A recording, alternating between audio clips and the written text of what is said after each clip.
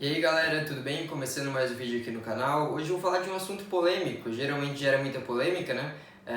Convocação de seleção brasileira, amanhã tem a primeira do ano, o Tite vai convocar os jogadores para jogos contra a Bolívia e contra o Peru, pelas eliminatórias da Copa do Mundo já, começa agora. E é inclusive um momento que a gente, eu acho que vai começar a perceber mais os sinais da renovação que todo mundo pedia depois da Copa de 2018, porque teve muita discussão no momento, depois daquela Copa, era hora de já começar a limpar aquela velha guarda, digamos assim, os medalhões e tal, e colocar toda a galera mais nova, a galera com muito potencial, claro, mas eu até tenho uma visão um pouco diferente, que eu acho que o Tite fez certo, que foi mesclar um pouco, foi fazer esse processo de transição de uma forma menos brusca, digamos assim, porque é importante você manter algumas figuras de liderança por um tempo, até porque eles servem de referência, eles servem de explicar os caminhos da seleção, como as coisas funcionam, então eu acho que foi importante a forma que ele colocou alguns garotos, mas não tudo de uma vez só, porque daí eu acho que também você acaba prejudicando essa transformação da seleção brasileira para o seu próximo passo. Mas acredito então que agora realmente a gente entra naquele período de se tiver um pouco daqueles jogadores mais experientes, digamos assim, eu acho que vão ser exatamente os que estão rendendo ainda em alto nível, têm potencial para render na seleção, ou um caso ou outro pontual de que não tem jogador para colocar no lugar dele. A lateral direita é um desses casos com o Daniel Alves, por exemplo, que tem Danilo, tem o Emerson, que está jogando muito bem no Betis, mas não é uma posição que a gente está cheio de opções, é uma posição que a gente se sente confortável com a seleção brasileira. Então, inclusive, eu não vou passar aqui uma lista da minha convocação, nada, eu vou falar de alguns jogadores específicos, mas só para fazer um panorama geral. Na direita, por exemplo, eu ainda levaria o Daniel Alves, porque eu acho que ele seria um dos pilares para ter esse jogador experiente que conhece a seleção, e o jogador com currículo que a gente não precisa nem comentar. Eu acho que é importante a gente ter, e na posição não tem muita gente ainda disputando vaga. Eu acho que eu levaria ele, até porque nas outras posições eu faria essa limpa. Eu não levaria mais Thiago Silva, por exemplo, que é um cara que eu sou fã, um cara que sempre admirei muito. Para mim, um dos melhores zagueiros do século XXI, um cara que também dispensa comentários, mas claro, ele já vem rendendo bem menos nessa temporada no Paris Saint-Germain. O Paris Saint-Germain até, inclusive, talvez não ofereça uma renovação de contrato para ele quer oferecer só um ano, ele quer dois. Então a gente já começa a perceber que é um jogador chegando em fim de carreira. Eu acho que ali na zaga, até por a gente ter mais opções já, alguns jogadores mais maduros, como o Marquinhos, jogadores que estão fazendo temporadas espetaculares, como o Felipe, o Rodrigo Caio também, que é um cara que sempre demonstrou muita promessa, e no Flamengo começou a despertar mais realmente esse lado promissor que ele tinha. Eu acho que tem opções legais ali para a zaga, não levaria o Thiago Silva. Na esquerda, com o Renan Lodge, com o Alexandre, eu acho que é uma opção um pouco mais defensiva. Eu não levaria Marcelo, não levaria Felipe Luiz por idade, por questões de renovação mesmo. Então eu acho que o cara que eu levaria para ser esse representando a velha guarda seria o Daniel Alves. Mas no geral eu começaria agora então esse processo de transição definitivamente. Acho que é momento para preparar mesmo para as próximas competições, para a Copa do Mundo, e essa primeira convocação do ano, acho que é simbólica para o Tite, para a seleção no geral, demonstrar esse processo que eu falei, porque às vezes a seleção tem processos que estão acontecendo, mas a explicação desses processos, a clareza deles não são muito visíveis para o torcedor. Isso acaba gerando um distanciamento, gerando uma situação de que ninguém entende muito bem o que está acontecendo ali, mas eu vejo algum sentido na forma que está sendo trabalhado. Então agora acho que vai ser muito importante. Então o tema desse vídeo, né, agora eu vou começar a falar, que são dois jogadores específicos. Falei de mais alguns também, depois falo de mais outros, mas no geral eu queria destacar duas peças que estão se destacando por seus clubes e que eu acho que já há algum tempo merecem ser vistos com melhores olhares pela seleção. No caso, o Gabriel Barbosa, o Gabigol e o Bruno Guimarães. Começando pelo Gabriel, é um cara que é engraçado até porque ele também construiu toda uma narrativa indo de encontro com o que estava sendo falado na mídia, com o que estava sendo pintado como a imagem dele, como um cara que foi para a Europa, se tornou um flop por lá, uma das piores contratações da temporada na Itália, quando foi para o Inter de Milão. E ele sempre teve uma imagem, sempre não, antes de Flamengo no caso, ele tinha uma imagem desgastada, uma imagem de, alguns até usavam com um tom pejorativo, o gol do Gabigol. E nos últimos anos fico feliz até de ele ter conseguido mostrar que sempre existiu muito potencial, muito talento, não digo nem só potencial, porque sempre foi muita produtividade. Tirando a passagem dele por Inter de Milão e Benfica, que não deu certo, ele sempre foi um cara que rendeu, sempre foi um cara que, até quando os times não eram dos mais qualificados, coletivamente falando ou individualmente falando, ele conseguia demonstrar que em diversas posições conseguia contribuir para o time, sendo em fases boas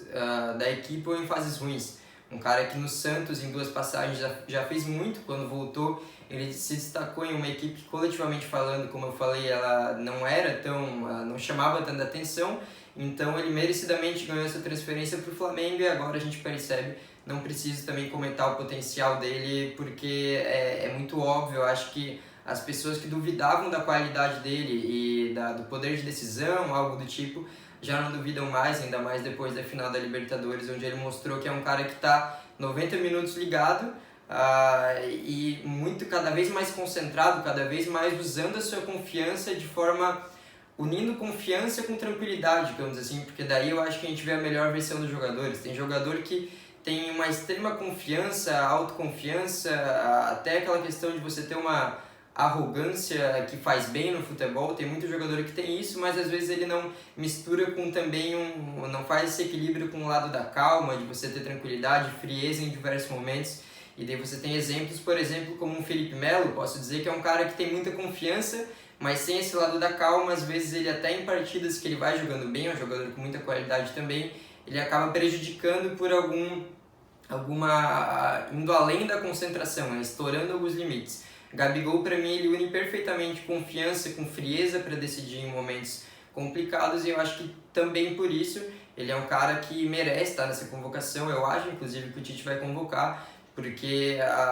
o Gabriel Jesus, por exemplo, é um cara que vem jogando bem no Manchester City, nas chances que tem. Ele não é titular absoluto ainda do City, então por esse lado fica sempre uma questão. O cara foi já há alguns anos para a Europa e ainda não é um titular absoluto. Mas é claro, o Manchester City tem o Sérgio Agüero, um cara que dificilmente o Guardiola vai tirar do time. Ele, pelo futebol que joga e também pelo que representa no City. Então eu entendo que o Gabriel Jesus é sim uma peça muito importante para a seleção. E até é interessante falar dele, porque sempre se criou uma rivalidade entre Jesus e Gabigol, e eu acho que os dois conseguem muito bem coexistir, conseguem muito bem, cada um com suas características, contribuir para a seleção brasileira. Eu sem dúvida alguma levaria o Gabigol. É um cara até que a gente não precisa falar da fase que ele está de finalização, de fazer os gols, ele marca gols em praticamente todas as partidas. Um cara que realmente, para produtividade em números, ele está chamando a atenção. Mas o que eu gosto de ressaltar é que até quando os números não são tão